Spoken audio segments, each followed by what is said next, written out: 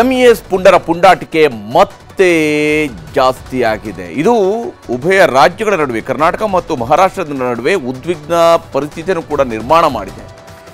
ಸರ್ಕಾರ ಬಹಳ ಮುಖ್ಯವಾಗಿ ಶಕ್ತಿ ಯೋಜನೆ ಮೂಲಕವಾಗಿ ಹೆಣ್ಣುಮಕ್ಕಳು ಫ್ರೀ ಬಸ್ನಲ್ಲಿ ಓಡಾಡಬಹುದು ಅನ್ನುವಂಥ ಒಂದು ಗ್ಯಾರಂಟಿಯನ್ನು ಕೊಟ್ಟು ಹೆಣ್ಣುಮಕ್ಕಳ ಸಬಲೀಕರಣಕ್ಕೆ ಬೇಕಾದಂಥ ಕೆಲಸವನ್ನು ಮಾಡ್ತಾ ಇದೆ. ಆದರೆ ಇದೇ ಫ್ರೀ ಬಸ್ ಗ್ಯಾರಂಟಿ ಯೋಜನೆ ದುರುಪಯೋಗದಿಂದ ಎರಡು ರಾಜ್ಯಗಳ ಮಧ್ಯೆ ಈಗ ಗಲಾಟೆ ಎದ್ದಿರುವಂಥದ್ದು. ಕರ್ನಾಟಕ ಮತ್ತು ಮಹಾರಾಷ್ಟ್ರದ ಗಡಿಯಲ್ಲಿ ಉದ್ವಿಗ್ನ ಸ್ಥಿತಿ ನಿರ್ಮಾಣ ಆಗಿದೆ.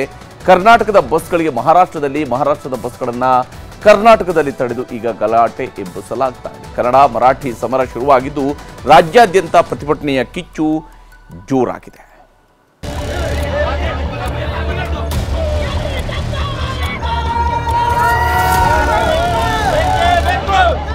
ಬೆಳಗಾವಿಯಲ್ಲಿ ಮಹಾರಾಷ್ಟ್ರದ ಎಂಇಎಸ್ ಪುಂಡರ ಹಾವಳಿಗೆ ಕೊನೆನೇ ಇಲ್ಲ. ಸುಮ್ನೆ ಕಾಲ್ ಕೆರ್ಕೊಂಡು ಕರ್ನಾಟಕದ ವಿಷಯದಲ್ಲಿ, ಕನ್ನಡಿಗರ ವಿಷಯದಲ್ಲಿ ಗಡಿ ಗಲಾಟೆ ಎಬ್ಬಿಸೋದ್ರಲ್ಲಿ ಎಂಇಎಸ್ ಪುಂಡರು ಎತ್ತಿದ ಕೈ. ಇದಕ್ಕೆ ಸಾಕ್ಷಿ ಈ ಹಲ್ಲೆ ದೃಶ್ಯ.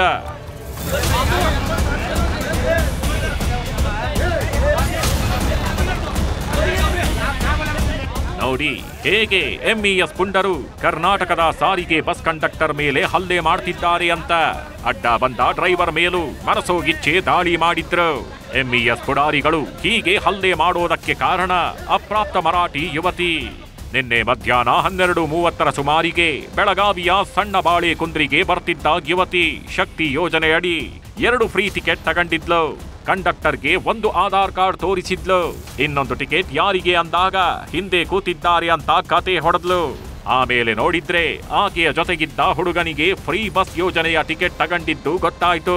ಬಸ್ನಲ್ಲಿ ಎಲ್ಲರ ಎದುರೇ ಅಪ್ರಾಪ್ತ ಹುಡುಗಿಗೆ ಕಂಡಕ್ಟರ್ ಕ್ಲಾಸ್ ತಗೊಂಡ್ರು. ಸುಳ್ಳು ಹೇಳ್ತೀಯ, ಸಿಕ್ಕಾಕೊಂಡ್ರೆ ನನ್ನ ಕೆಲಸನೂ ಹೋಗುತ್ತೆ, ಟಿಕೆಟ್ ತಗೋ ಅಂತ ಕನ್ನಡದಲ್ಲಿ ಗದರಿಸಿದ್ರು. ಅಷ್ಟಕ್ಕೆ ಸಿಟ್ಟಿಗೆದ್ದ 16-17 ವರ್ಷದ ಅಪ್ರಾಪ್ತ ಹುಡುಗಿ ಮರಾಠಿಯಲ್ಲಿ ಮಾತಾಡು, ಹಾಗೆ ಹೀಗೆ ಅಂತ ಗಲಾಟೆ ಎಬ್ಬಿಸಿದ್ದಾಳೆ.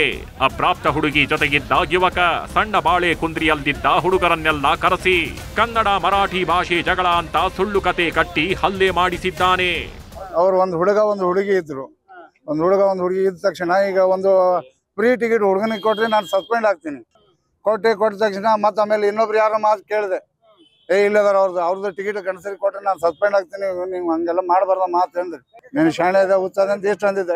ನೀನು ಮರಾಠಿ ಮಾತಾಡು, ನನಗೆ ಮರಾಠಿ ಬರಲ್ಲ ಅಂತ ನಾನಂದೆ. ನೀನು ಮರಾಠಿ ಮಾತಾಡಬೇಕು. ಗಾಯಾಳು ಕಂಡಕ್ಟರ್ ಮಹದೇವಪ್ಪನವರ ದೂರಿನ ಮೇರೆಗೆ ಬೆಳಗಾವಿ ಪೊಲೀಸರು ಹಲ್ಲೆ ಮಾಡಿದ 3 ಆರೋಪಿಗಳನ್ನ ರಾತ್ರೋರಾತ್ರಿ ಎತ್ತಾಕೊಂಡು ಬಂದ್ರು. ಮೆಡಿಕಲ್ ಚೆಕಪ್ ಮಾಡಿಸಿ ಆಸ್ಪತ್ರೆಯಲ್ಲಿ ಚಿಕಿತ್ಸೆ ಕೊಡಿಸಿದ್ರು. ಸ್ಥಳೀಯ ಜಡ್ಜ್ ಅವರ ಸೂಚನೆ ಮೇರೆಗೆ ಬೆಳಗಾವಿ ಜೈಲಿಗೆ 3ರನ್ನು ರಾತ್ರಿನೇ ಶಿಫ್ಟ್ ಮಾಡಲಾಯಿತು. ಅವರು ಬಸ್ ಹೋದಾಗ ಒಬ್ಬರು ಹುಡುಗಿ ಜೊತೆಗೆ ಅವರು ಜಗಳ ಆಗಿದೆ. ಇದರಲ್ಲಿ ಜಗಳ ಹೇಗೆ ಆಗಿದೆ, ಅವರು ಬೇರೆ ಭಾಷೆಯಲ್ಲಿ ಮಾತಾಡಿದ್ದಾರೆ ಮತ್ತು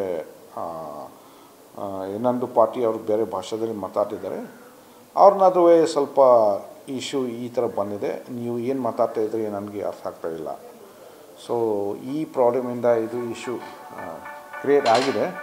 ಮತ್ತು ಆಮೇಲೆ ಕುಂದ್ರದಲ್ಲಿ ಇದು ಗಲಾಟೆ ಆಗಿದೆ.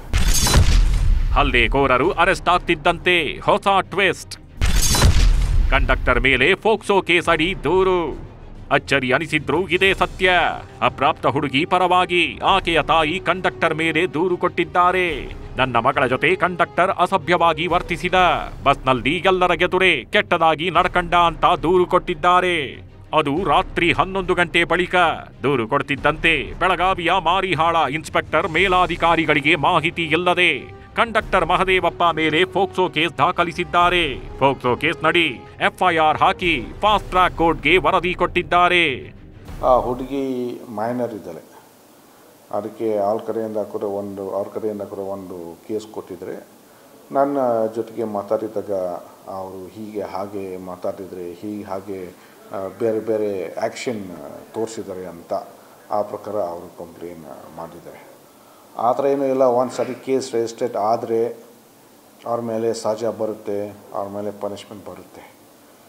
ನಾವು ತನಿಖೆ ಮಾಡ್ತೀವಿ, ನಿಜವಾಗಲೂ ಏನಿದೆ ಆ ಪ್ರಕಾರ ನಮ್ಮ ಕೇಸ್ದಲ್ಲಿ ನಾವು ಆಮೇಲೆ ನಾವು ತೋರಿಸ್ತೀವಿ. ಆ ಪ್ರಕಾರ ನಾವು ಚಾರ್ಜ್ ಶೀಟ್ ಮಾಡ್ತೀವಿ. ಮರಾಠಿ ಬರಲ್ಲ ಅಂದಿದ್ದಕ್ಕೆ ಗಲಾಟೆ ಆಗಿದ್ದು ನಿಜ. ಫೋಕ್ಸೋ ಕೇಸ್ ಬೋಗಸ್ ಅಂದ್ರು ಸಾರಿಗೆ ಸಚಿವ. ಕರ್ನಾಟಕದಲ್ಲಿದ್ದವರು ಕನ್ನಡ ಮಾತನಾಡಲೇಬೇಕು. ಅದನ್ನ ಬಿಟ್ಟು ಪುಂಡಾಟಿಕೆ ಮಾಡೋರನ್ನ ಗಡೀಪಾರು ಮಾಡಬೇಕು ಅಂತ ಸಾರಿಗೆ ಸಚಿವ ರಾಮಲಿಂಗಾರೆಡ್ಡಿ ಗುಡುಗಿದ್ರು. ಜೊತೆಗೆ ಫೋಕ್ಸೋದಡಿ ಬೇಕಂತಲೇ ದೂರು ಕೊಟ್ಟಿದ್ದಾರೆ. ಫೋಕ್ಸೋ ಕೇಸ್ ಬೋಗಸ್ ಬಿಡಿ ಅಂದ್ರು ಸಚಿವ ರಾಮಲಿಂಗಾರೆಡ್ಡಿ. ಇನ್ನೊಂದ್ ಕಡೆ ಹಲ್ಲೆಗೊಳಗಾದ ಕಂಡಕ್ಟರ್ ಮಹದೇವಪ್ಪ ಮಾತನಾಡಿ, 20 ವರ್ಷ ಸರ್ವಿಸ್ನಲ್ಲಿ ಯಾವ ಹೆಣ್ಮಕ್ಳಿಗೂ ಕೆಟ್ಟದಾಗಿ ಮಾತಾಡಿಲ್ಲ, ಈ ತರ ಸುಳ್ಳು ಕೇಸ್ ಕೊಟ್ಟಿದ್ದಾರೆ ಅಂತ ಕಣ್ಣೀರಿಟ್ರು. ತೋರಿಸಿದ್ದಾರೆ. ಅದರಿಂದ ಆತ್ಮಸ್ಥೈರ್ಯ ಇನ್ನೂ ಜಾಸ್ತಿ ಆಯ್ತು ಅವರಿಗೆ. ಫೋಕ್ಸೋ ಕೇಸ್ ಬೋಗಸ್ ಬಿಡಿ, ಬೇಕಂತ ಕೊಟ್ಟಿರ್ತಾರೆ. ಅದು ಈ ಘಟನೆ ಆದ್ಮೇಲೆ ಏನೋ ಕೊಟ್ಟಿರ್ತಾರೆ ಅಷ್ಟೇ. ಬೇಕಂತ ಈ ಘಟನೆ ಆದ್ಮೇಲೆ ಕೊಟ್ಟರೆ ಮಹತ್ವ ಇಲ್ಲ ಅದಕ್ಕೆ. ಇಲ್ಲ ಮಾತಾಡ್ತೀನಿ, ಗೃಹ ಮಂತ್ರಿಗಳಿಗೆ ಹೇಳ್ತೀನಿ, ಆಮೇಲೆ ಅಲ್ಲಿ SP ಅವ್ರಿಗೂ ಮಾತಾಡ್ತೀನಿ, ನಮ್ಮ MD ಅವ್ರಿಗೆ ಹೇಳಿ. ಸರ್ ಏನೂ ಇಲ್ಲ ಸರ್, ನಾನು 20 ವರ್ಷ ಸರ್ವಿಸಲ್ಲಿ ಯಾವ ಮಕ್ಕಳಿಗೂ ನಾನು ಹಿಂಗೆ ಮಾತಾಡಿಲ್ಲ. ಹೆಣ್ಮಕ್ಳಿಗೆ ಅವರೇ ನಮಗೊಂದು ಬೈದು ಹೋಗ್ತಾರೆ, ಆಯ್ತಮ್ಮ ಇಲ್ಲಿ ಹೋಗು ಅಂತೇಳಿ ನಾವೆಲ್ಲ ಸಹಿಸ್ಕೊಂಡು ಹೋಗ್ತೀವಿ ಸರ್. ನೋಡೋಣ, ಅದು ಈಗಾಗಲೇ ಅದ್ರ ಬಗ್ಗೆ ತನಿಖೆ ನಡೀತಾ ಇದೆ. ನೋಡೋಣ ಏನಾದ್ರು ಪೊಲೀಸರು BC ಅವ್ರು ಮಾಡ್ತಾರೆ, ನೋಡೋಣ, ಕಾದ್ ನೋಡೋಣ. ಕಂಡಕ್ಟರ್ ರಕ್ಷಣೆಗೆ ಬಂದ ಕನ್ನಡ ಸಂಘಟನೆಗಳು. ಪೊಲೀಸ್ ಠಾಣೆ ಎದುರು ಪ್ರತಿಭಟನೆ ಹೈಡ್ರಾಮಾ. ಬಸ್ ನಿರ್ವಾಹಕನ ಮೇಲೆ ಫೋಕ್ಸೋ ಕೇಸ್ ಸಂಬಂಧ ಮಾರಿಹಾಳ ಪೊಲೀಸ್ ಠಾಣೆಗೆ ಕರವೇ ಕಾರ್ಯಕರ್ತರು ಮುತ್ತಿಗೆ ಹಾಕಿದ್ರು. ಮಹದೇವ ತಳವಾರ, ವಾಜಿದ್ ಸೇರಿ 20ಕ್ಕೂ ಹೆಚ್ಚು ಮಂದಿಯನ್ನ ಪೊಲೀಸರು ವಶಕ್ಕೆ ಪಡೆದ್ರು.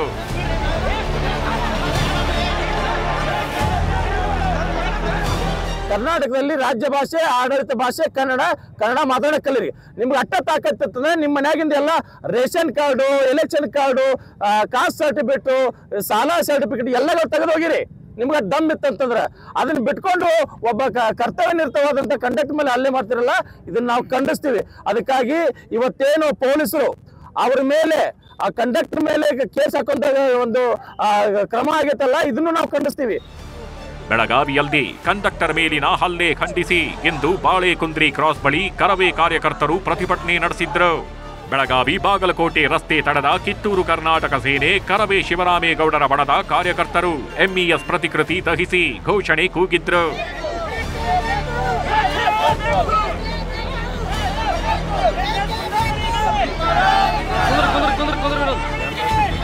ಬೆಳಗಾವಿ ಕಂಡಕ್ಟರ್ ಮೇಲೆ ಹಲ್ಲೆ ಖಂಡಿಸಿ ಕರವೇ ಶಿವರಾಮೇಗೌಡ ನೇತೃತ್ವದಲ್ಲಿ ಆನೇಕಲ್ ಪಟ್ಟಣದಲ್ಲಿ ಪ್ರತಿಭಟನೆ ನಡೆಸಿದ್ರು. ಪ್ರತಿಭಟನೆಗೆ ರಾಜ್ಯ ಉಪಾಧ್ಯಕ್ಷ ಲೋಕೇಶ್ ಗೌಡ ಸಾಥ್ ನೀಡಿದ್ರು. ಅಂಬೇಡ್ಕರ್ ವೃತ್ತದಿಂದ ಬಸ್ ನಿಲ್ದಾಣದವರೆಗೆ ಪ್ರತಿಭಟನಾ ಮೆರವಣಿಗೆ ನಡೆಯಿತು. ಕೊಪ್ಪಳದಲ್ಲಿಯೂ ಪ್ರತಿಭಟನೆಯ ಕಾವು ಜೋರಾಗಿತ್ತು. ಮಹಾರಾಷ್ಟ್ರದಲ್ಲಿ ಕರ್ನಾಟಕ ಬಸ್ ತಡೆದ MES ಕಿರಾತಕರು. ಕರ್ನಾಟಕದಲ್ಲಿದ್ದಾರೆ, ಇಲ್ಲಿನ ಅನ್ನ ತಿಂತಾರೆ, ಇಲ್ಲಿನ ನೀರು ಕುಡಿತಾರೆ. ಕನ್ನಡಿಗರ ಮೇಲೆ MES ಪುಂಡರು ಅಟ್ಟಹಾಸ ಮಾಡ್ತಾರೆ. ಇಷ್ಟು ಸಾಲದು ಅಂತ ಮಹಾರಾಷ್ಟ್ರದಿಂದ ಬರ್ತಿದ್ದ ಕರ್ನಾಟಕದ ಬಸ್ಗಳನ್ನ ಮಹಾರಾಷ್ಟ್ರದ ಗಡಿಯಲ್ಲಿ MES ಪುಂಡರು ತಡೆದ್ರು. ಬಸ್ಗಳಿಗೆ MES ಧ್ವಜ ಕಟ್ಟಿ ಕಿತಾಪತಿನೂ ಮಾಡಿದ್ರು. ಯಾವಾಗ ಕರ್ನಾಟಕದ ಬಸ್ಗಳಿಗೆ ಮಹಾರಾಷ್ಟ್ರದಲ್ಲಿ ತಡೆದ್ರು, ಕರ್ನಾಟಕದಲ್ಲೂ ಮಹಾರಾಷ್ಟ್ರ ಬಸ್ಗಳಿಗೆ ಮುತ್ತಿಗೆ ಹಾಕಿದ್ದಾರೆ. ಮಹಾರಾಷ್ಟ್ರ ಬಸ್ಗಳ ಮೇಲೆ ಜೈ ಕರ್ನಾಟಕ, ಜೈ ಕನ್ನಡ ಅಂತೆಲ್ಲ ಬರೆದು ಮಹಾರಾಷ್ಟ್ರ ಡ್ರೈವರ್ಗೂ ಕಪ್ಪು ಮಸಿ ಹಾಕಿದ ಪ್ರಸಂಗ ನಡೆಯಿತು.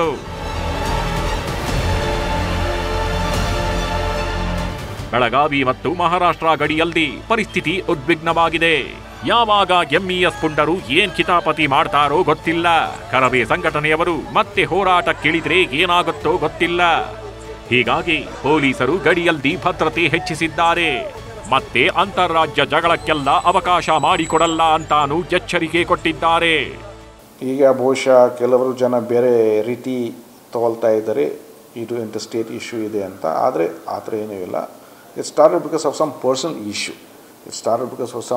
ಇಶ್ಯೂ. ಆಮೇಲೆ ಮತ್ತೆ ಇದು ಭಾಷಾ ಇಶ್ಯೂ ಬಂದಿದೆ. ಮತ್ತು ಈಗನೂ ಆ ಥರ ಏನೂ ಪ್ರಾಬ್ಲಮ್ ಈಗ ಆಗ್ತಾಯಿಲ್ಲ. The police is always there to handle of issues like these. ಮತ್ತು ನಾವು ಸೊಲ್ಯೂಷನ್ ನಾವು ಎಲ್ಲರಿಗೂ ಕೊಡ್ತೀವಿ. ಶಕ್ತಿ ಯೋಜನೆಯಡಿ ಫ್ರೀ ಟಿಕೆಟ್ ಮಹಿಳೆಯರಿಗೆ ಅನುಕೂಲ ಆಗಲಿ ಅಂತ ಸರ್ಕಾರ ಬಿಟ್ಟಿದೆ. ಅದರಲ್ಲೂ ದುರುಪಯೋಗ ಮಾಡಿಕೊಂಡು ಈ ಥರ ಅಂತಾರಾಜ್ಯಗಳ ಮಧ್ಯೆ ಗಲಾಟೆ ತಂದಿಡೋರು, ಭಾಷಾ ಸಾಮರಸ್ಯ ಕದಡಿ ಅಶಾಂತಿ ಸೃಷ್ಟಿಸೋರು ಇದ್ದಾರೆ ಅನ್ನೋದು ನಾಚಿಕೆಗೇಡಿನ ಸಂಗತಿ. ಇನ್ನು ಕಂಡಕ್ಟರ್ ಮೇಲೆ ಇದ್ದಕ್ಕಿದ್ದಂತೆ ಫೋಕ್ಸೋ ಕೇಸ್ ಹಾಕಿರೋದು ಹತ್ತಾರು ಅನುಮಾನ ಮೂಡಿಸಿದೆ. ಯಾರು ಸತ್ಯವಂತರು, ಯಾರು ಸುಳ್ಳುಗಾರರು ಅನ್ನೋದನ್ನ ಆದಷ್ಟು ಬೇಗ ಪೊಲೀಸರು ಪತ್ತೆ ಮಾಡಿ ತಪ್ಪಿತಸ್ಥರಿಗೆ ಶಿಕ್ಷೆ ಕೊಡಿಸೋ ಕೆಲಸ ಮಾಡಬೇಕಿದೆ. ಚಂದ್ರಕಾಂತ್ ಸುಗಂಧಿ, ನ್ಯೂಸ್ 18 ಬೆಳಗಾವಿ.